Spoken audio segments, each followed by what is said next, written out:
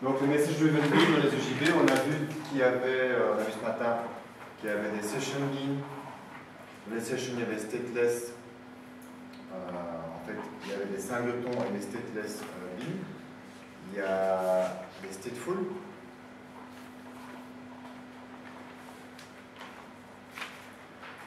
Mais les session beans sont là pour répondre à des appels. Donc c'est du code normal, et on appelle des méthodes, à distance ou pas.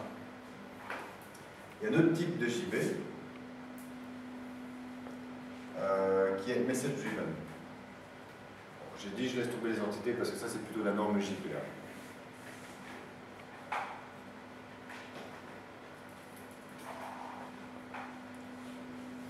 Je vais partir d'un problème pour expliquer cela. Imaginons que vous deviez traiter des déclarations d'impôts qui arrivent de différents organismes, par exemple, je sais pas moi, différents comptables vous envoient des déclarations d'impôts. Les citoyens l'encodent éventuellement directement sur le web. D'autres, c'est du papier qui arrive et qui est scanné par des machines et qui transforme ça en fichier XML avec les données ou à cocher quel montant a indiqué le contribuable sur chaque déclaration d'impôt. Bref, vous avez des paquets XML, un par déclaration d'impôt, qui arrivent. On va la présenter comme ça. Ils arrivent de différentes sources. Ils arrivent d'un comptable, ils arrivent d'un secrétariat social, ils arrivent d'une interface web, ils arrivent de la machine de scanning, etc. Et on va les mettre dans une queue. Donc on va les mettre dans une DB. Et les simplement ajouter à une table un record. Et dans chaque record, il y aura un gros champ XML avec la déclaration d'impôt si vous voulez. Mais ce n'est pas vraiment l'outil qui est prévu pour ce genre de choses. Il y a des produits comme MQ Series par exemple qui sont prévus pour accumuler et stocker des données dans une queue. Et garantir que si même la femme d'ouvrage retire la prise d'électricité du serveur, quand on rallume le serveur, les messages sont toujours là. D'accord? Donc, ce n'est pas juste une collection qu'on peut avoir en mémoire comme ça. Donc, il y a une queue qui est la DB, si vous voulez, orienter le message. Et il faut que vous écriviez du code Java qui va consommer ces messages et traiter ces messages. Traiter le message, c'est-à-dire calculer combien il doit payer d'impôts. Et envoyer l'ordre d'envoyer un email au contribuable ou de faire imprimer un courrier papier pour le contribuable. Donc c'est un processing qui peut être assez... parce que dans ce processing, il faut se demander, tiens, ce contribuable, est-ce qu'il est vraiment marié? Aller rechercher au registre national le statut du contribuable. Est-ce que c'est vraiment cette adresse-là? Peut-être si c'est un impôt des sociétés, ça dépend de la commune où réside la société. Où réside la société, alors 70% pour telle commune, etc. Donc c'est peut-être très très compliqué et requérir d'aller accéder à plein de services externes. Donc votre code de traitement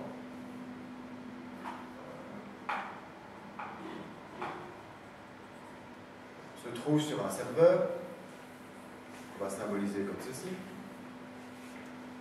et qui va accéder à des services externes sur des serveurs externes. À savoir, telle société dans quelle commune, tel contribuable, est-ce qu'il est marié, tel contribuable, est-ce que ce ne serait pas un sale riche? Alors on va le taxer plus fort. Surtout s'il a voulu faire de l'évasion fiscale en Belgique, par exemple. Et on va imprimer son courrier en rouge plutôt qu'en blanc. Donc, quand on accède à ces entités externes, souvent, qu'est-ce qu'on fait? On passe son temps à attendre. Quand je dis on, c'est la traite qui va gérer la déclaration numéro 28 ici. D'accord? Elle prend cette déclaration de la queue, elle prend le fichier Excel en mémoire, elle comprend un peu ce qu'il y a, elle se dit, ah tiens, ça c'est un particulier, est-ce qu'il est marié? Clac, j'interroge ceci. Le fait de décortiquer les fichiers XML et de se demander, de se dire, tiens, c'est un particulier, ça va très vite. Mais le fait d'avoir la réponse, est-ce qu'il est marié, c'est peut-être un autre organisme de l'État qui va faire ça à l'autre bout de la ville ou dans une autre ville, ça va prendre un certain temps. Peut-être même qu'il y aura un time-out, qu'après 10 minutes, on va se dire, bon, ben aujourd'hui, il n'y a pas d'espoir, ce serveur-là ne répondra pas. Donc, ce traitement passe son temps à attendre. Et pendant ce temps, je l'avais déjà évoqué avec la concurrence, les autres messages, ça s'accumule, alors qu'on pourrait traiter un autre message pendant qu'on attend que le 28 se traite. On attend que le serveur ici réponde et qu'on termine le numéro 28. Donc on se dit, pendant qu'on traite, je mets une petite flèche ici pour symboliser la thread qui est occupée dessus, pendant qu'on traite le 28, on pourrait avoir une autre instance de votre algorithme de traitement, processing plutôt, qui va prendre le message numéro 29.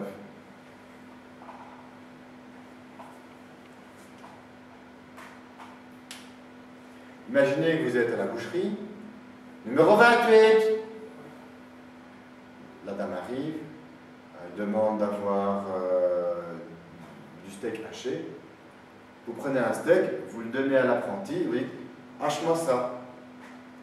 Il va à la machine, il se rend compte qu'il n'est pas propre, il nettoie la machine, il met le steak, il se rend compte qu'il lui faut un pot, il va à l'autre bout du magasin, il prend un petit récipient, il lance le machine, etc. Pendant ce temps, le boucher qui discute avec la cliente, qu'est-ce qu'il fait pendant que son apprenti va s'occuper de transformer le steak en steak haché? Qu'est-ce qu'il fait? Il entretient sa relation commerciale avec son client. Madame Chapeau, vos chats ils vont bien, etc. Tout à fait. Donc, ce serait dommage si ce magasin n'avait pas un deuxième accueillant pour d'autres dames pendant ce temps, parce que l'étal n'est pas très utilisé. Les autres machines, pendant ce temps, la machine à couper le jambon, elle n'est pas très utilisée. Enfin, bref, l'infrastructure du magasin, s'il y a juste une longue file unique devant ce boucher qui parle du chat de la voisine avec Madame Chapeau, l'infrastructure n'est pas fort utilisée. Vous voyez bien cette image. Donc il faut un deuxième guichetier pour discuter avec Madame Jambon de sa prochaine commande. Donc mon deuxième guichetier là. Donc c'est important d'avoir du parallel processing dans un serveur, du traitement parallèle dans un serveur. Parce que généralement ce traitement passe son temps à attendre. Et pendant ce temps, on utiliserait bien le CPU pour faire autre chose. Et pendant qu'on est occupé avec le hachoir, peut-être que l'autre traitement pourrait être occupé avec la machine à découper le jambon. C'est clair ça? Maintenant, vous n'avez pas envie, en tant que programmeur de cet algorithme de traitement, vous n'avez pas envie de vous poser la question, tiens, quand est-ce que j'en démarre un deuxième ou un troisième, et quand est-ce qu'il y en a trop et que mon serveur est en train de s'effondrer, qu'il faut que j'en fasse moins, et que les messages n'ont qu'à attendre. Parce que si vous ouvrez avec votre petite boutique qui fait 4 mètres d'étalage, si vous ouvrez avec un vendeur, 2 vendeurs, 3 vendeurs, tourne la caméra, 4 vendeurs, 5 vendeurs, ça va. Mais imaginez qu'il y ait une dizaine de vendeurs, ils vont se pousser du coude, ils vont s'engueuler, etc. Il n'y a plus aucun service qui va être donné. Donc quand vous aurez trop de traitements parallèles dans ces serveurs, ils vont se battre pour avoir accès au disque, ils vont se battre pour avoir accès en mémoire, il y a des soit PIN, soit POUT, passivation-activation au niveau JB. Bref, ça c'est votre serveur JB, bref, ça. Et ça c'est la même chose pour les remote calls avec les session beans. Ça prend tout son sens avec les message driven beans, puisqu'ici c'est vraiment le serveur qui décide à quelle vitesse il consomme. Quand c'est des session beans, mais il ne décide pas à quelle vitesse on lui envoie des appels remote. C'est celui qui appelle qui prend l'initiative. Ici c'est le serveur qui prend l'initiative de consommer ce qui attend dans la queue, qui peut être 1 millier de messages peut-être. Et il s'organise pour avoir 5, 6 ou peut-être 2 vendeurs selon les circonstances, selon les ressources disponibles pour traiter tout ça. Et donc on a des EJB qui vont être spécialisés en consommation de messages. Alors le protocole, enfin plutôt l'API de bas niveau pour traiter les messages en Java, c'est JMS. Java Messaging Service. système, je sais pas. Donc, il y a moyen de consommer des messages sur une queue avec JMS et de poster des messages sur une queue avec JMS. C'est un standard Java pour accéder à une queue, un peu comme JP est un standard, ou JDBC est un standard pour accéder à une API relationnelle. Ici, JMS est un standard pour je vous dis le nom des classes et des méthodes standards pour accéder à des produits qui sont très variés au niveau des queues. C'est du bas niveau, un peu comme JDBC. Donc si vous voulez avoir on fera du JMS dans le chapitre, si vous voulez avoir un client qui va poster un message et simuler ça, eh bien vous avez du code JMS à écrire pour écrire le message. Par contre, au niveau de la consommation, c'est pris en charge par le serveur JP. Et donc, chaque algorithme de traitement, chaque entité de traitement, ce sera un bean, ce sera un message-driven bean, qui va être spécialisé dans la consommation de messages. Ce bean aura une méthode publique unique, avec la même signature toujours, et que le serveur JB va appeler pour lui donner le message suivant. Des questions par rapport à ça? Voyons ce que le cours raconte.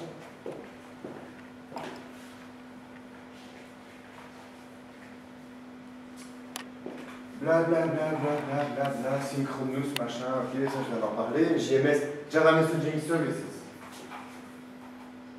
Alors, comment que je vais créer un message driven bean? On faisant la même chose qu'avant avec Message Bean, sauf que je vais implémenter l'interface bien particulière. Mais avant ça, peut-être définir MOM, Messaging Oriented Middleware. Donc ça, c'est par exemple une queue series, la DB queue, si vous voulez, qu'on a ici. Ça s'appelle la MOM. Donc si on parle de votre MOM à l'interview, vous me le prenez pas mal. C'est simplement qu'il va vous parler de Message Bean.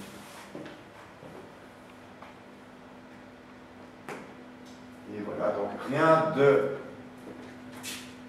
fantasmagorique. Une discrète annotation message driven. Encore faut-il dire, par exemple, pour quelle queue, parce qu'il peut y avoir plusieurs queues ici. Une queue, par exemple, pour les impôts sociétés, et une queue pour les impôts de personnes physiques, par exemple. Et puis, il va falloir implémenter Message Listener, qui a une seule méthode, onMessage. Donc, quand il y a un message, quand il y a un événement qui arrive, quand il y a un message, quand le serveur EJP décide que toi, tu vas traiter le message suivant, il appelle, donc le serveur EJP va appeler onMessage automatiquement. Il va donner un paramètre onMessage.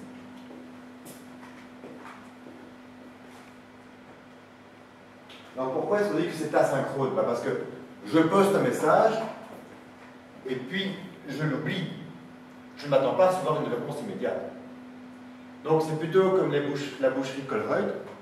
Vous mettez votre nom de commande, c'est traité dans la boucherie, et vous ne restez pas dans le guichet, vous faites le reste de vos courses.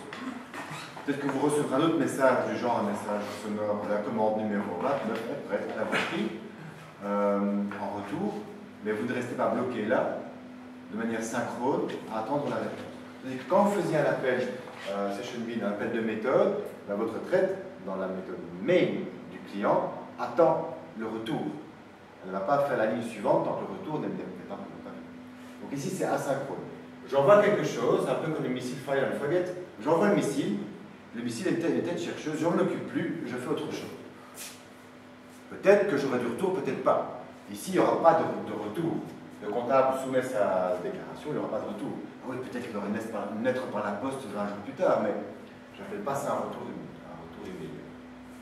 Donc on est bien dans le traitement asynchrone. Et l'avantage du traitement asynchrone, c'est qu'on peut gérer les pics de manière beaucoup plus efficace. C'est-à-dire en limitant le nombre de traitements faits à un moment donné.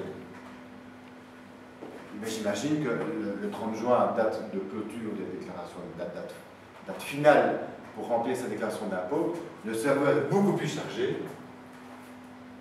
que le 1er septembre.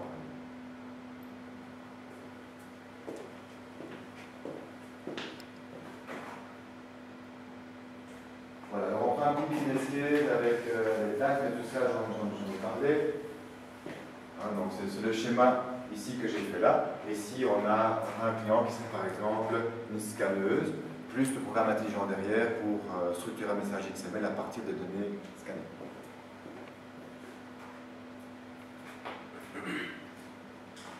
Alors ici on a du JMS, donc vous remarquez les imports.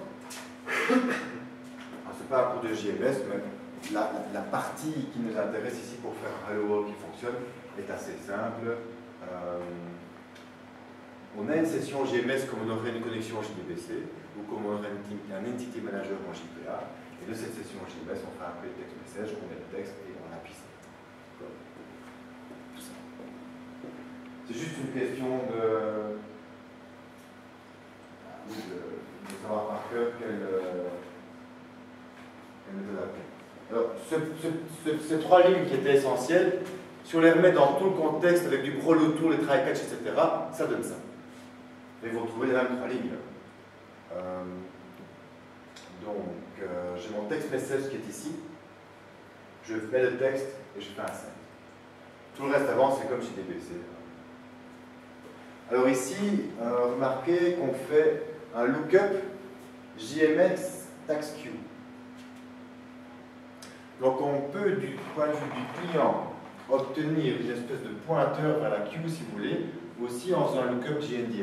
Donc on avait dit que JNDI, c'était une liste de JB avec un petit nom pour chaque JB, afin de pouvoir dire, ok, je veux cette JB-là, en l'appelant par son petit nom. Ben, j'avais dit aussi qu'il y aurait peut-être d'autres choses dedans, comme une data source. Ben voilà, ici on a des queues qui sont dans le répertoire, JNDI, dans le directory, donc Java. Ça veut dire quoi pour JNDI? Java quelque chose, j'imagine. Naming, directory, international, non. Interface.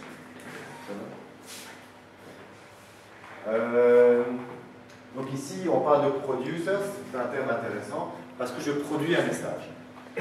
Sinon, je suis un consumer. Donc en termes de MOM, Message Oriented Middleware, on parle de producer et de consumer. Il y a ceux qui mettent et ceux qui prennent. Ça, je fais un create producer. Ici, dans Glassfish, pour les exercices, vous avez des queues intégrées à Glassfish. Donc, si vous voulez, par rapport à Glassfish, pour le petit exemple qu'on a ici, on peut faire comme ça.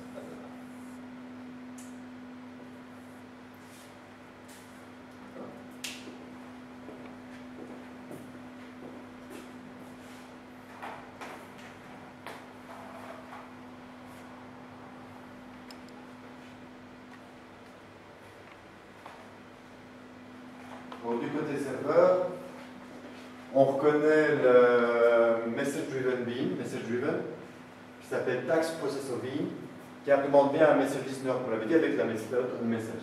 Le reste, c'est de la business logic. C'est votre algorithme de traitement, donc il n'y a pas grand-chose. Les seules nouvelles choses qu'on a ici, je l'avais évoqué, c'est d'indiquer le nom de la queue, JMX/taxQ. Notez que c'est la même queue que le client. On s'adresse du côté serveur et du côté client à la même queue.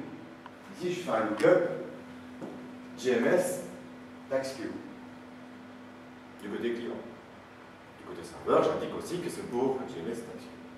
Et je vais devoir créer une queue qui s'appelle JMX taxQ avec une interface d'administration. Dans une queue, on peut faire passer qu'un seul type de message. Non, il y a des queues pour plein de choses. Justement, comment est-ce qu'on arrive à passer plein de messages via une même queue et puis dire tel message, tu dois aller vers telle ligne, tel message. Non, tu ne peux pas. Hein. Donc, un bean est relié à une queue. Donc, le message driven bean va avoir, si vous voulez, une espèce de pipeline de connexion pour cette queue-là. Donc là, j'ai deux instances du même message driven bean de la même classe. Parce que le JB serveur s'est dit pour avoir du parallel processing, pour que la trancheuse à jambon soit utilisée de temps en temps, rappelez-vous avec l'apprenti, il fallait apprendre tout ça, qui va faire deux instances, 2 fois new, tax Q, comment ça s'appelle encore? Tax QB.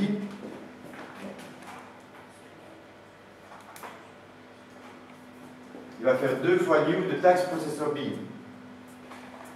Donc ici, j'ai deux instances de tax processor bin qui sont liées à la même queue, et la queue est indiquée ici. Si je voulais traiter ce qui arrive dans cette queue là aussi, il faudrait que je fasse une autre classe que je vais appeler Toto, qui est aussi un message driven bin et qui va être lié à cette queue là et qui va prendre les messages qui arrivent ici. Alors combien de queues je dois faire? Ça dépend un peu de mon architecture, c'est moi qui décide en termes de...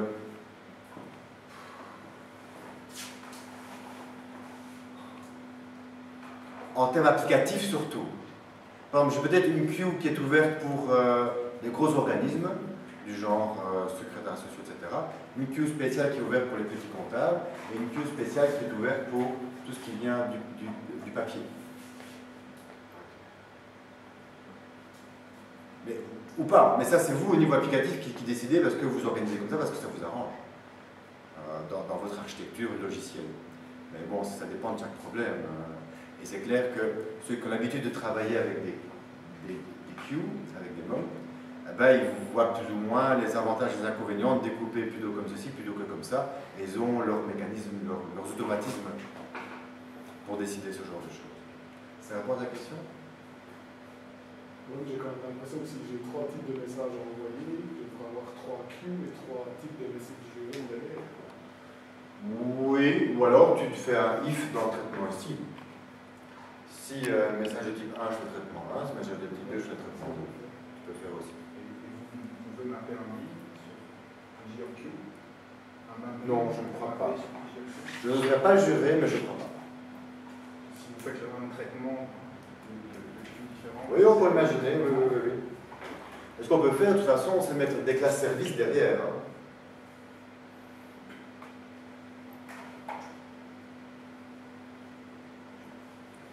Que ici, il n'y a pas grand-chose et qu'on délègue à la classe service. D'accord? Et que peut-être que si le traitement est le même, ils vont appeler le même algorithme ici dans la classe service.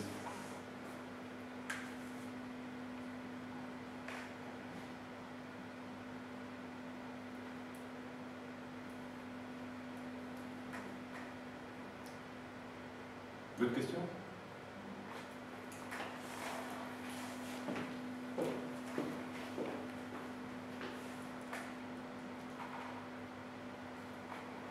Ok, donc comme exercice pour le faire, il faut passer par la création de cette queue dans Glassfish. C'est peut-être à l'extérieur de Glassfish, mais ici c'est dans Glassfish. Avec l'interface de Glassfish.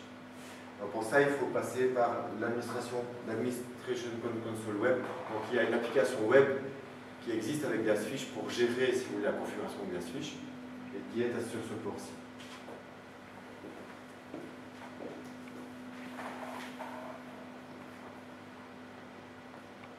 Donc dans les menus, on va sur Resource, CMS Resource, Connection Factories. Il y en a un truc plus ou moins comme ça. Bon, je vous passe les détails, vous le ferez en faisant l'exercice, vous verrez step by step ce qu'il faut faire. D'accord.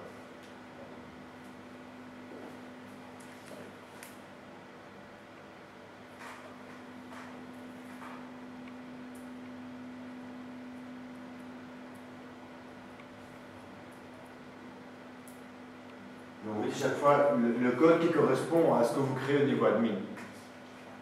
Vous créez ça au niveau admin parce qu'après vous aurez du code qui fait ça.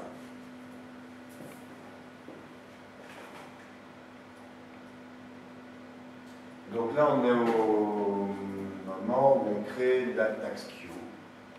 On dit que c'est une queue JMS. et qu'elle s'appelle GMS/TaxQ. Nom que l'on retrouve du côté client, du côté producer qui poste le message, et du côté message driven bin qui consomme le message.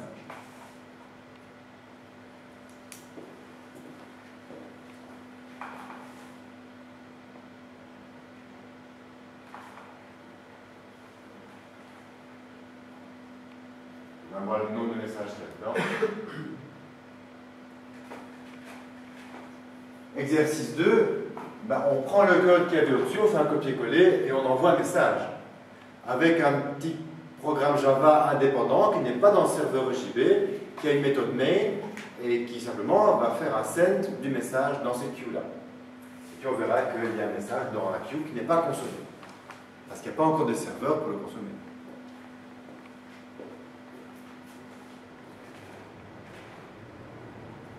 Et puis je vais consommer le message, c'est-à-dire que je vais écrire le message driven bin, je vais le déployer dans Glassfish, on démarre en Glassfish. Et puis il devrait m'indiquer des informations qu'il y avait dans ce message avec un print à la console. C'est comme ça qu'on a conçu notre algorithme de traitement, on va juste afficher le message à la console.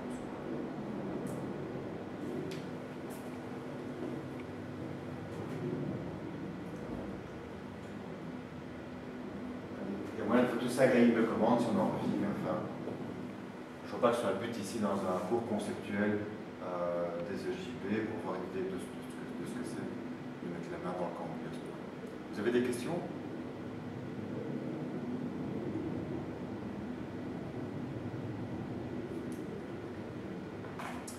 Merci beaucoup. Exercice.